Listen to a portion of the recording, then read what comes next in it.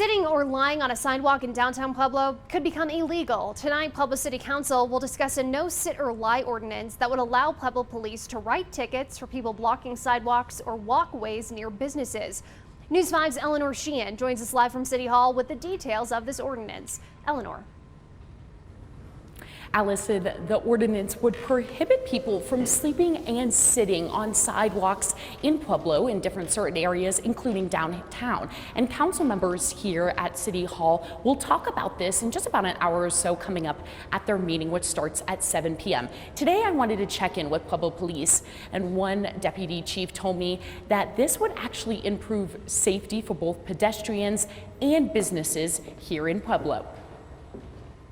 A sidewalk, it's about movement for our citizens around the community to allow for, mobility throughout the community and mobility around the city. Deputy Chief James Martin says sidewalks are not for sitting. Instead, Pueblo police say choose one of the many benches around Pueblo to take a rest and leave the sidewalks to run, jog, stay in shape. Otherwise, you could get a ticket. What we do is we would go up and we'd tell them, hey, if you could please move along, you're in violation of this municipal ordinance.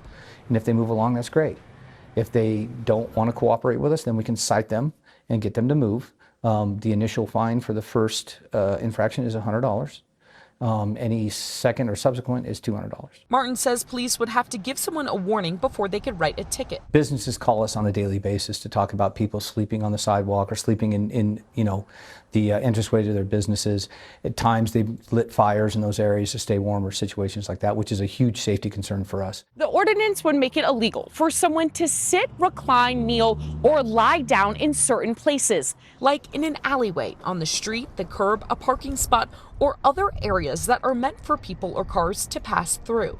We've heard of vehicles jumping curbs and hitting people, as well as it creates a problem for access into the business and access on the sidewalk or the right-of-ways for, emergency vehicles to get through, citizens to get through. Enforcement would be from 7 a.m. to 10 p.m. Most of the time, that's when we're getting our complaints from our community, is during those hours. The ordinance would not apply in certain circumstances, like if someone's having a medical emergency or if they're attending a parade.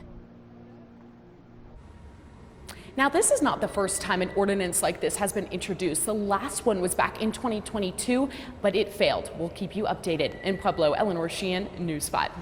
Eleanor, thank you. And Colorado Springs has a similar ordinance banning people from sitting down or lying in public rights of way. News 5's Maggie Bryan joins us in the newsroom to break down the restricted areas. And Maggie, city council members recently expanded the boundaries of this ordinance too. Yeah, Allison, that's right. At the end of January, council members voted to expand the city's sit-lie ordinance to stretch further southeast of I-25.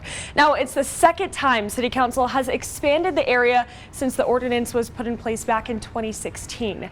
Here's a map of that area in downtown Colorado Springs where it is illegal to sit down or lie down in any public right-of-way. That means any public street, sidewalk, alley, or trail. The area stretches from Cash Laputer Street down 3 miles to Cheyenne Road east of I-25. The shopping district of Old Colorado City is also part of the zone. Council members Yolanda Avila and Nancy Henjum voted against extending the boundaries earlier this year, saying it criminalizes people who are unhoused. Some business owners disagreed and said the ordinance would help them focus solely on their business instead of worrying about people sleeping in their doorways. City code says the first time someone violates the ordinance, they could face a maximum fine of $500, probation, or both. A second violation could mean a maximum fine of $500 up to 90 days in jail, probation, or all three. Colorado Springs police say officers gave out 130 citations for violations of the ordinance between January 2022 and September of 2024. In studio, I'm Maggie Bryan, News 5.